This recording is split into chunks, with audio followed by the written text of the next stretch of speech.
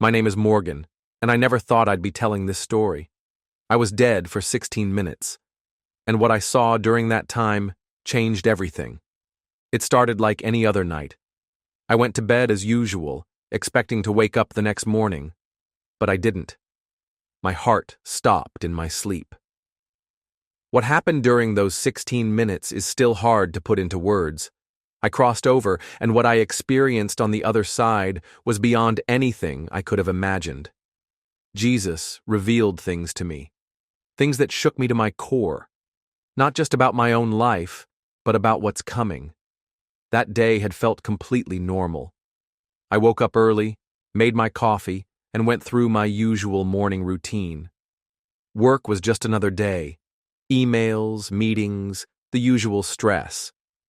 I remember feeling more tired than usual, but I brushed it off as exhaustion. After work, I had dinner, watched some TV, and tried to relax. My body felt heavy, like I was dragging myself through the evening.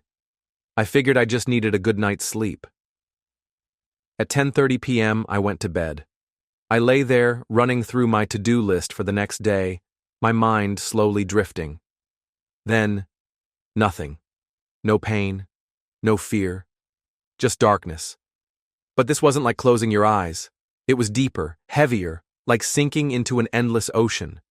A strange buzzing sound started, soft at first, then growing louder. My body felt weightless, as if I were floating.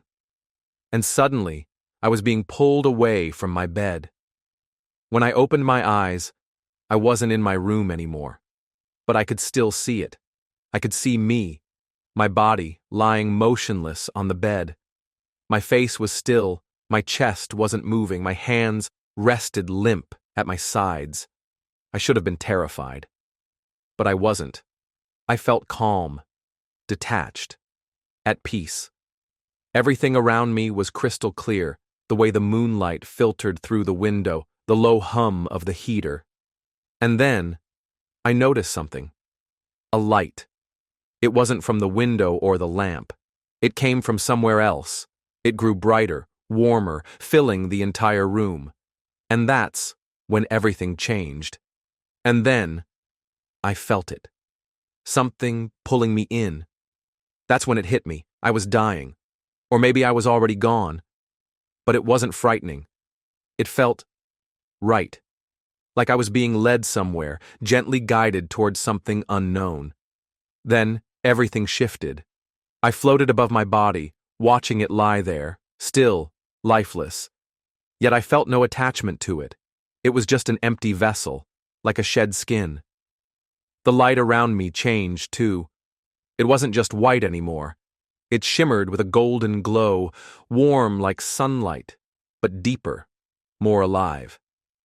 Suddenly, I started moving upward, not flying exactly, but being carried by an unseen force. I felt weightless, drifting through layers of light and shadow. Time lost all meaning. Seconds, minutes, hours. I couldn't tell the difference anymore. Then I arrived at a place beyond words. It was vast, open, filled with a light that wasn't blinding but soft and pure. A warmth wrapped around me, sinking into my very soul. No fear. No pain, just peace. I heard something, music, but not like anything from Earth. It was more like a vibration, a resonance that echoed through me. And then, I saw him. A figure standing in the light. Tall, dressed in white, his aura so radiant I couldn't make out his face at first. But as he stepped closer, I knew. I knew exactly who he was. Jesus. My entire being trembled. He radiated love and peace, an overwhelming presence that made my heart ache. His eyes, deep, endless blue, held both sorrow and compassion, as if they had seen everything and still chose to love. When his gaze met mine, I felt completely exposed. Every mistake, every sin, every thought I had ever hidden, laid bare in an instant. But there was no judgment, only love. He reached out his hand. I hesitated. "You don't have to be afraid," he said. His voice was deep yet gentle, carrying through the space like a warm breeze. Slowly, I placed my hand in his. The moment our hands touched, a wave of warmth rushed through me. It wasn't just heat, it was something deeper, something that filled the empty places inside me. For the first time, I felt whole. "You're not done yet," he said softly. Confusion flickered through me. Why was I here? Hadn't I already died? He smiled, calm, knowing. "Come, I need to show you something." In an instant, everything changed. The brilliant light faded, replaced by a cold, desolate landscape. Snow stretched in every direction, jagged mountains looming in the distance. In the middle of it all, a plane sat trapped in thick ice, its wings frozen solid. Through its frosted windows I saw people inside, huddled together, their breath misting the glass. Their faces weren't just cold, they were afraid, not of the freezing air, but of something else. Something deeper. "What is this?" I asked. Jesus stood beside me, his expression somber. "It's what's coming, and it's closer than you think." He led me closer. The frost-covered windows blurred the view, but I could still see the passengers inside. They clutched small devices, their screens glowing faint red. They tapped them, shook them, desperate for them to work. But nothing happened. "It's technology," Jesus said. "They've become so dependent on it, they don't know how to live without it." I stared, the weight of his words sinking in. This wasn't just a plane. This was the world. I saw a man standing near the front of the plane, trying to calm the passengers. He smiled reassuringly, telling them that help was on the way. But behind that smile, I could see something deeper, an emptiness, not physical, but spiritual. "Why don't they see it?" I asked. "Because they've been blinded," Jesus replied. "The enemy didn't force them here. He led them, step by step. He made it look appealing, promising progress, convenience, and safety." I watched as some of the passengers curled up in their seats, their eyes closed. They looked peaceful, but they weren't. They had given up. Their devices weren't just tools anymore. They had become a part of them. "They've traded freedom for comfort," Jesus said. "And soon, they won't even realize what they've lost." Suddenly, the ice beneath the plane began to crack. Darkness seeped up from the ground, curling around the wings like smoke. "It's not too late," Jesus said, "but the door is closing soon." He stepped forward and raised his hand. The ice groaned and shattered, forcing the darkness to retreat. Light broke through the fractures. Some of the passengers stirred, some even opened their eyes. At the front of the plane, a woman stood up. Tears welled in her eyes as she turned to Jesus. "Help us," she pleaded. Jesus nodded. "Faith," he said, "even now, it's enough." In an instant, the plane began to rise. The ice melted away, and the eerie red glow from the devices flickered and died. The passengers blinked, rubbing their eyes as if waking from a deep sleep. Jesus turned to me. "Do you understand now?" I nodded. "It's not just about technology. It's about trust. They've put their trust in the world more than in you." Jesus smiled. "Now you need to tell them." And just like that, I felt a sudden pull, like being yanked backward. I gasped. I was back in my bed. My chest burned, my heart pounded in my ears. I had been gone for 16 minutes, but it felt like a lifetime. And now, I knew. I had to share what I had seen. The moment Jesus revealed the plane trapped in ice, I knew this wasn't just a simple vision. It was a warning. The passengers weren't just physically stuck, they were spiritually bound. The ice wasn't just ice, it was a symbol of the growing spiritual numbness spreading across the world. Yet, the people inside weren't panicking. They weren't even trying to escape. Their faces were blank, their eyes distant. It was as if they had already accepted their fate without question. Jesus stood beside me, his expression calm yet serious. "Do you see it?" he asked. I nodded, my voice barely above a whisper. "I do. But why? Why aren't they fighting to get out?" "Because they don't recognize the danger," he replied. "The enemy didn't need chains or force to trap them. He offered comfort. He offered convenience. And now, they can't even see the prison they're in." I looked more closely at the passengers. Each one was holding a small device, its screen glowing with a faint red light. Some were scrolling, others simply clutching them as if they were lifelines. In that frozen, lifeless space, the devices seemed to be the only source of warmth. "What are those?" I asked. Jesus' voice was steady. "The root of the deception. It started small, just tools to make life easier, safer, more connected. But over time, they became more than that. People began depending on them for everything: knowledge, choices, even their sense of peace." I watched as a woman near the front closed her eyes. The device in her hand let out a soft hum. Suddenly, her entire body relaxed, a faint smile appearing on her lips. But it wasn't real peace. It was artificial, manufactured. "They don't realize it yet," Jesus said, "but the more they rely on those devices, the harder it will be to rely on me. Their ability to hear my voice will fade, until one day, it's gone." A sinking feeling settled in my stomach. "Why would they give up their connection with you?" "Because it didn't happen all at once," Jesus said. "The enemy is patient. At first, he introduced these things as useful tools. Then, he made them essential. And soon, they will be inescapable." The ice surrounding the plane cracked again. The fractures spread upward, and beneath the surface, dark shapes stirred. They pushed against the glass, trying to break through.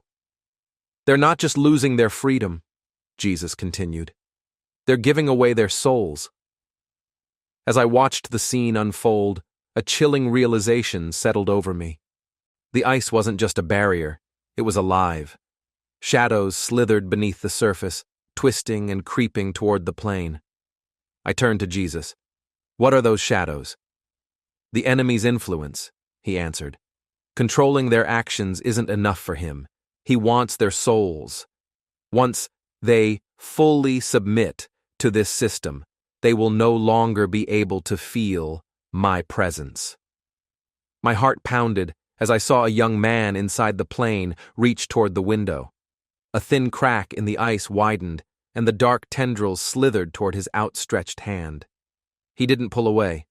He smiled. "What is he doing?" I asked. "He believes this is the answer," Jesus said. "The enemy will present it as the ultimate solution. No more hunger, no more sickness, no more pain." The man's hand touched the ice. Instantly, the tendrils coiled around his fingers.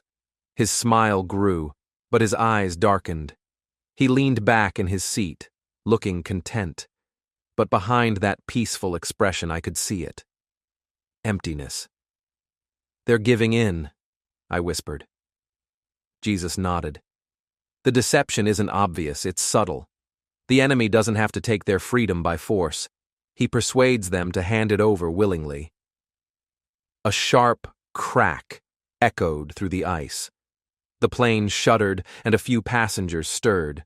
Some blinked awake, glancing around in confusion. Toward the back, a woman shook her head and let her device slip from her hands, letting it fall to the floor. "She sees it," I said. "Yes," Jesus replied. "Some will wake up, but many won't." I watched as the woman stood and tried to warn the others. Some ignored her. Others tightened their grip on their devices, shaking their heads. A man shot her a sharp glare. "Sit down," he snapped. "She's trying to help them," I said. "But they can't see the truth," Jesus answered, "because they've already chosen to trust the system more than they trust me." My heart sank. How could they not see what was happening? How could they be so blind to the danger? Jesus turned to me, his eyes calm and unwavering. "This is what's coming," he said. I shook my head. "It won't be this bad. People will recognize the truth. They'll fight back."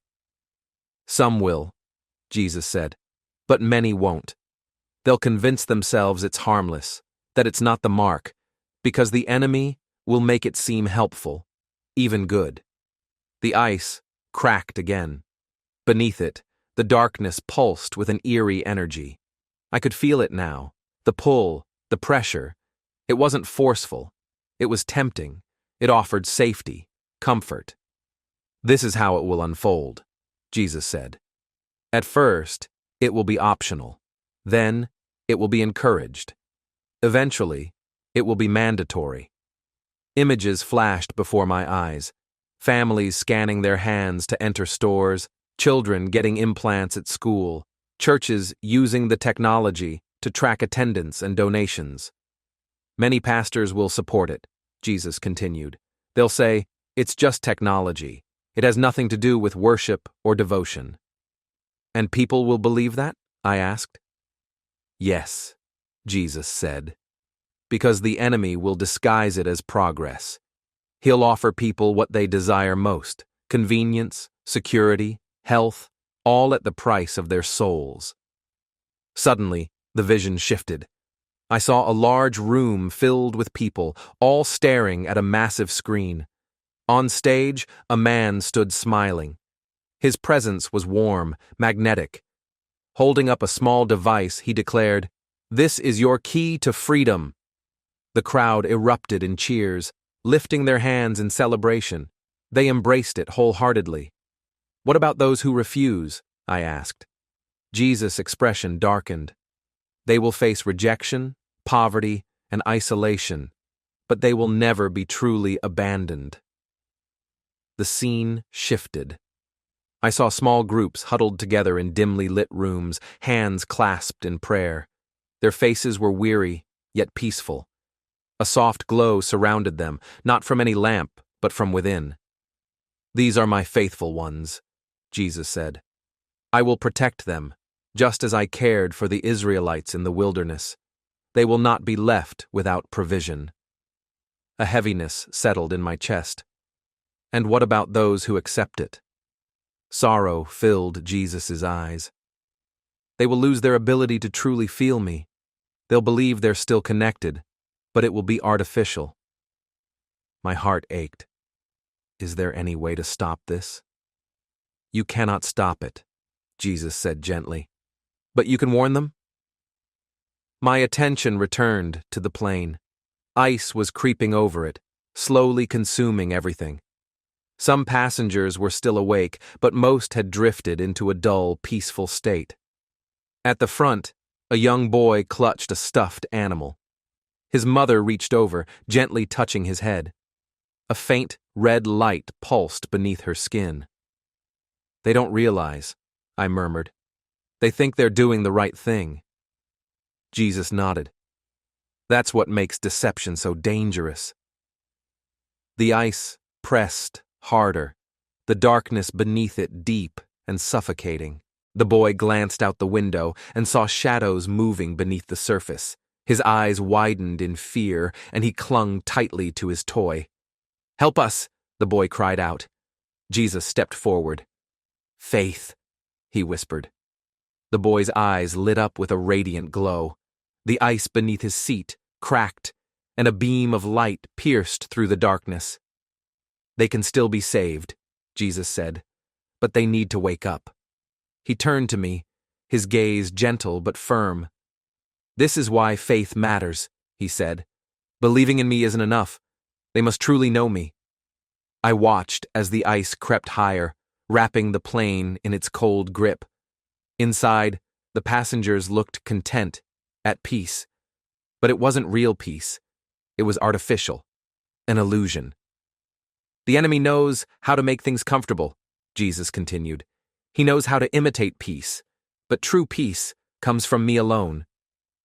A heavy pressure filled the air, pressing against my chest. "Why can't they see it?" I asked.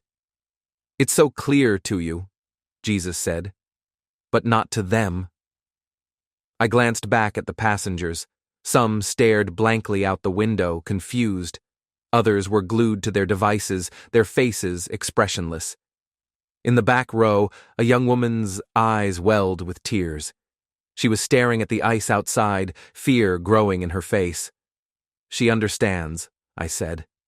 Jesus nodded. "Yes, some will see it, some will wake up, but most won't." The woman suddenly dropped her phone and stood up. "We need to get out of here," she shouted. No one reacted. The man beside her sighed and shook his head. "Just sit down." A flight attendant approached, smiling gently. "Everything is under control," she said in a soothing voice. "No," the woman cried. "It's not." The attendant's smile faded. Her expression hardened. The man beside her shook his head again. "Just sit down," he repeated, his voice firm. "Stop making a scene." Her hands trembled. She turned toward the front of the plane, toward the cockpit, frozen over with ice. She could feel it in her gut. Something was terribly wrong. "This is how the enemy works," Jesus said. "Not with force, but with pressure. He doesn't need violence, just conformity. Those who see the truth will be silenced, labeled paranoid, difficult, dangerous. And people will believe it," I murmured. Jesus nodded. "Yes, because they trust the system more than they trust me." A loud crack shattered the silence. The ice splintered, a thin fracture spreading across the window. The woman saw it and screamed. Some passengers stirred, casting irritated glances her way, but no one stood with her. "She's alone," I said. "She feels alone," Jesus corrected gently. "But she isn't." A faint light shimmered around the woman's shoulders. She turned toward the window and slowly raised her hand. A thin crack of light split through the ice. The dark shapes beneath it recoiled. "She's not giving up," I murmured. "Faith," Jesus said. "Even now, it's enough." Tears welled in the woman's eyes as she dropped to her knees and began to pray. I could feel it, a quiet tremor in the air, like a ripple spreading outward. Some of the passengers shifted in their seats. A man sitting across from her lowered his phone, pressing a hand to his chest. A single tear rolled down his cheek. "It's working," I breathed. Jesus nodded. "Yes, but the road ahead won't be easy." Then the air around us changed. I felt it, something pulling at me, not harshly, but steadily, like unseen hands grasping my chest, drawing me backward. "It's time," Jesus said. "No," I whispered. "I need to stay." "You can't," he said gently, "but you will remember." I turned back toward the plane. The ice was still creeping upward. The woman who had prayed was now standing, speaking to the others. Some listened, some didn't. "They need help," I said urgently. "They have it," Jesus replied, "but they must choose it." My heart pounded. I didn't want to leave. I wanted to reach through the ice, shake the passengers awake, warn them before it was too late. "You can't save them," Jesus said, "but you can tell them." Light radiated from him, growing brighter. My chest burned, my breath caught. The pull became stronger. "No," I cried. "Please, just a little more time." Jesus gave me a soft, knowing smile. "You already have everything you need." Then, suddenly, I was falling, fast. A blur of light rushed past me, the ice, the plane, gone in an instant. It felt like I was being torn through layers of reality. My chest tightened, my limbs grew unbearably heavy. I couldn't breathe. Then, suddenly, a jolt. My eyes flew open. Air rushed into my lungs as I gasped. My chest burned like fire. My heart pounded so hard I could hear it echo in my skull. Beeping machines filled the room. Harsh hospital lights stabbed at my eyes. "He's awake!" someone shouted. A hand pressed gently on my shoulder. A doctor leaned over me, relief washing over her face. "Welcome back, Mr. Morgan," she said softly. "We thought we lost you." I tried to speak, but my throat felt like sandpaper. I coughed, feeling the sting of IV needles in my arm. My whole body felt like lead, but I was alive. I had been dead for 16 minutes. Yet somehow it felt like I had been gone for hours, maybe even days. "What happened?" I croaked. The doctor's expression was calm but serious. "You went into cardiac arrest while you were sleeping," she explained. "We managed to bring you back, but it was close." My heart still hammered in my chest. My mind raced, flooded with images of the ice, the plane, the people trapped inside. It wasn't just a dream. It happened. I had seen it. I had to tell someone. The first few hours after waking up were a blur. Nurses checked my vitals. Then, my family burst into the room.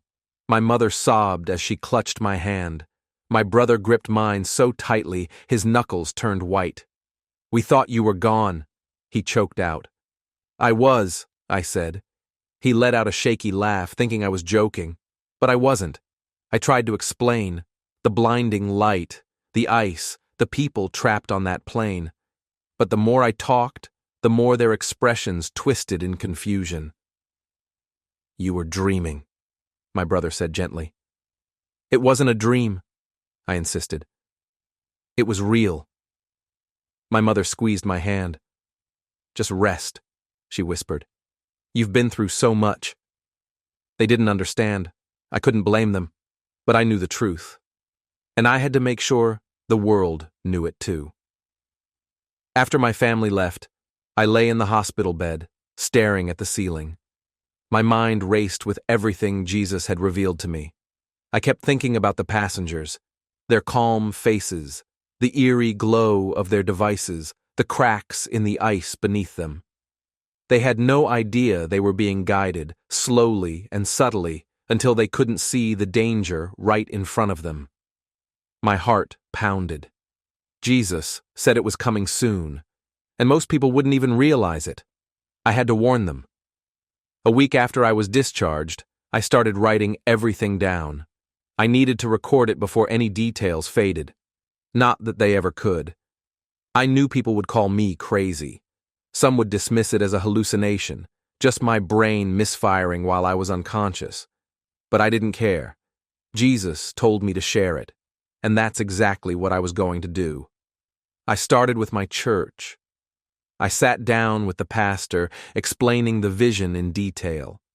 He listened patiently, nodding as I spoke, but I could tell he had doubts. "I'm not saying it's impossible," he said carefully, "but are you sure it wasn't just a dream?" I smiled.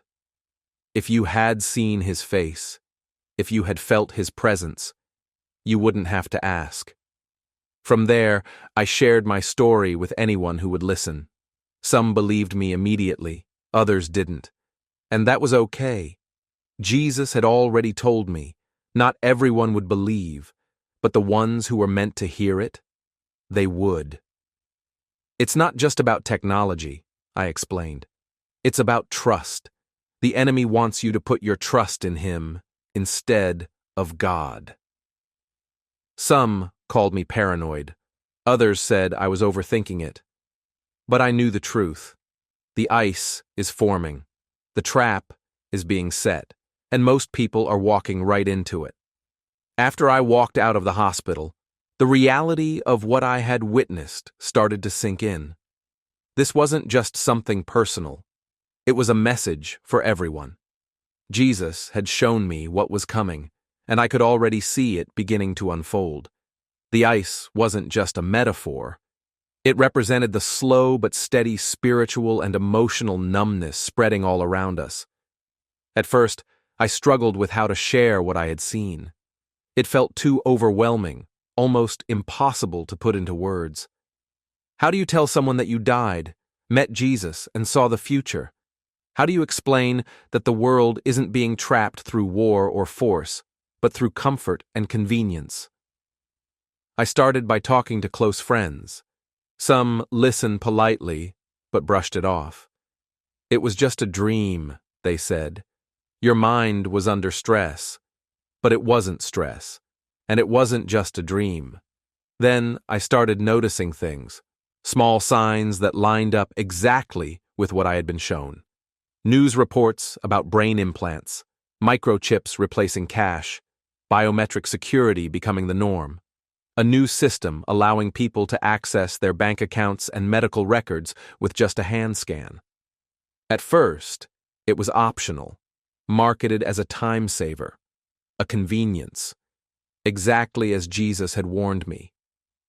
I read about schools using these devices for attendance, homework tracking, even paying for lunch. Parents were told it was for their children's safety, so they'd always know where they were, just like I had seen. Then social media influencers started promoting it. Celebrities proudly showing off their implants, talking about how much easier life had become. It's the future, they said. Why resist it? People embraced it without a second thought. They saw the benefits, the ease, the comfort. But they didn't see the price they were paying, and I knew exactly where it was leading. One day, I came across a news report about a company developing a neural implant, a device that would let people connect to the internet and interact with technology using only their thoughts. The CEO called it the next step in human evolution. The next step. I froze when I heard those words. That's exactly what Jesus had warned about. The enemy wasn't going to force people into this system. No one would be dragged into it against their will. Instead, they'd run toward it, excited, eager, because it promised to make life easier. It would improve health, eliminate the need for passwords and cards, help regulate emotions, make relationships simpler, offer better financial access. It would give people everything except freedom. They will lose their ability to feel me, Jesus had said. Their thoughts, their emotions, even their faith will be influenced. And it was already happening. I watched a news story about a young girl who had received an implant to help with her anxiety. She said it changed her life. It helps me stay calm, she said. I don't need to pray anymore. I feel fine. That's when it hit me.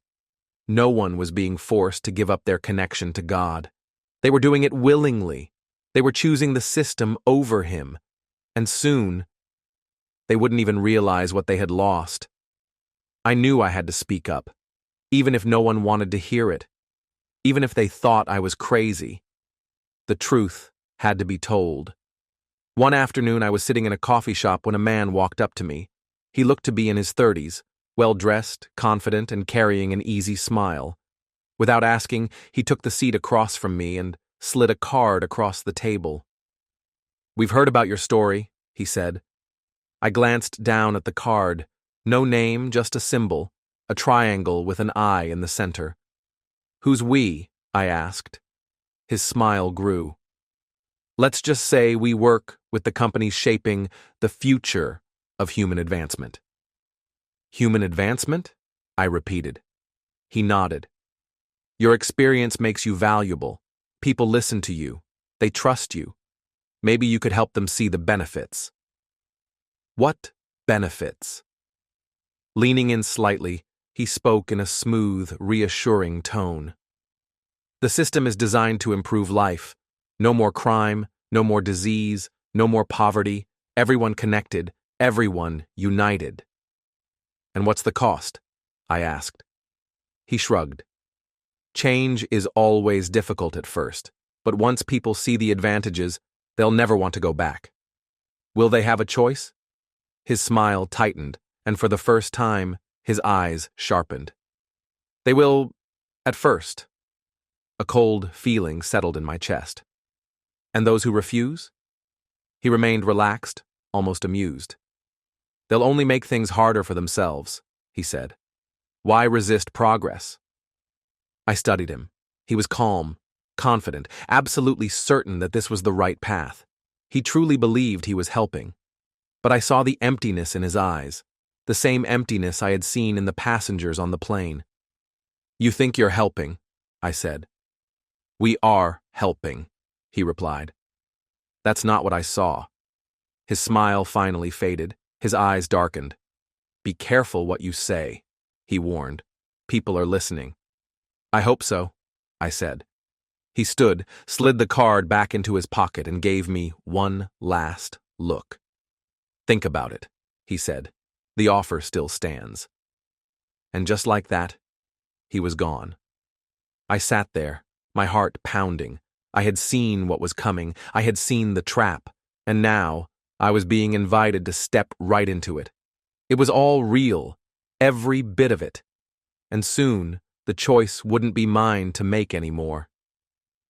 A month after that strange encounter, the news started rolling in. A new system was being introduced worldwide. Governments were backing it. Companies were rewarding those who got on board early. It was unfolding exactly the way Jesus had shown me. One evening, as I watched the news, they aired a segment about a child receiving an implant at school. The anchor smiled and said, "Soon, wallets and ID cards will be a thing of the past. Just a quick scan, and you're connected." I turned off the TV, my chest tightening. It was so subtle, so harmless. No threats, no force, just convenience, exactly as Jesus had warned. I stepped outside to clear my mind. As I walked past a park, I noticed a group of kids gathered around a woman in a white coat. She was explaining the benefits of the new implants. "It's completely safe," she assured them. "And it makes life so much easier. No more worrying about lunch money, just a quick scan, and you're all set." The kids were thrilled. Some already had glowing wristbands beneath their skin. I wanted to scream. I wanted to shake them, to warn them about what I had seen. But I couldn't. They wouldn't understand. A little girl ran up to her mother, eyes wide with excitement. "Mommy, can I get one?" she asked, holding up her wrist. Her mother smiled warmly. "Of course, sweetheart. It's the future." I felt my stomach drop. This was how it would happen, not by force, but by trust, by offering safety. And once people accepted it, there would be no going back. Jesus' words echoed in my heart. Warn them now, while they can still hear me. That night, I sat down and started writing again. I shared what I had seen, what Jesus had shown me. Some listened, some didn't. But that wasn't the point, because when the moment came, the choice would be undeniable. Some would choose the world, and some would choose him. I just prayed they'd wake up before it was too late.